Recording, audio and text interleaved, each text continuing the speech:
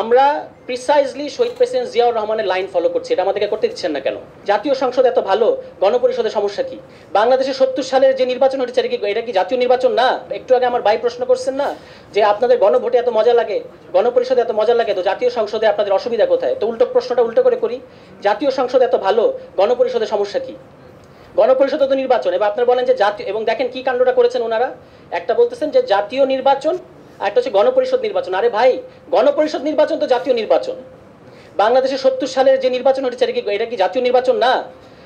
আপনার দেশে যদি এমন পরিস্থিতি আসে যখন আপনাকে সংবিধানে মেজর পরিবর্তন করতে হবে, আবার আপনাকে সরকারও পরিচালনা করতে হবে, তখন এই গণপরিষদের মতো একটা পরিস্থিতি তৈরি করতে হয়। তো গণপরিষদে আমি জিজ্ঞেস করতেছি, একটু পরে আমাদের প্রিয় মাহাদি আমিন ভাই কথা বলবেন, তো মানে জাতীয় সংসদ নির্বাচনে যদি আমাদের সমস্যা না থাকে, তাহলে গণপরিষদ নির্বাচনের সমস্যা কোথায়? যারা জাতীয় সংসদ নির্বাচনে সংখ্যাগরিষ্ঠতা পাবে তারা কেন গণপরিষদে পাবে না? একটু বুঝিয়ে বলেন, আমি তো এটা বুঝতে চাই।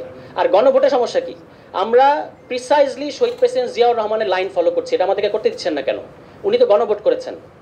উনি তো 1978 সালের 17 এপ্রিল একটা মানে দ্বিতীয় সংবিধান, কি বলে এটাকে, সামরিক ফরমান, একদম নোট করেন আপনারা যারা যারা পরবর্তীতে আমাকে চ্যালেঞ্জ করতে চান। 1978 সালের 17 এপ্রিল দ্বিতীয় সামরিক ফরমানের দ্বাদশ সংশোধনীর মধ্যে উনি বলেছেন যে নেক্সট যে ইলেকশন হবে, এই ইলেকশন হবে একই সাথে কনস্টিটিউয়েন্ট অ্যাসেম্বলি ইলেকশন এবং পার্লামেন্ট ইলেকশন। এই কথাটা উনি বলেছেন। আজকে আমরা বললে আমাদেরকে শুনতে হয় যে এটা আপনারা কোথায় পাইছেন? এটা আমরা শহীদ প্রেসিডেন্ট জিয়াউর রহমানের কাছ থেকে পেয়েছি, এটা আমরা বিএনপির ইতিহাস থেকে পেয়েছি। দুর্ভাগ্যজনক ব্যাপার হচ্ছে আজকে বিএনপির ওই ইতিহাসটা মানতে চাচ্ছে না বা স্বীকার করতে চাচ্ছে না। এখন আপনি আমাকে প্রশ্ন করতে পারেন যে ওই কথা যদি শহীদ প্রেসিডেন্ট জিয়াউর রহমান বলে থাকেন, ওটা কিন্তু একটা গ্যাজেটেড, ভাইরা, ওটা একটা গ্যাজেটেড ফরমান, সুতরাং এটাকে আপনি অস্বীকার করতে পারবেন না, পার্ট অফ আওয়ার হিস্ট্রি। প্রশ্ন হচ্ছে উনি পরে করলেন না কেন? করলেন না, আমার ধারণা কোনো মাথা মোটার উকিল এসে ওনাকে বুদ্ধি দিয়েছেন যে আপনাকে এটা করতে হবে কেন? আপনি পার্লামেন্টে জিতবেন, জেতার পরে পঞ্চম সংশোধনী করবেন, তাহলেই তো কাজ হয়ে যাচ্ছে।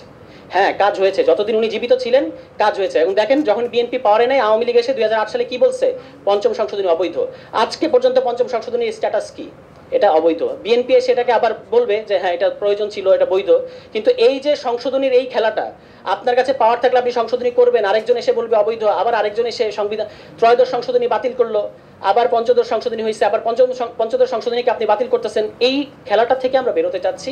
এ কারণেই সংবিধানের মেজর রিফর্মের প্রশ্নে দয়া করে আমাদেরকে পার্লামেন্ট দেখায়েন না।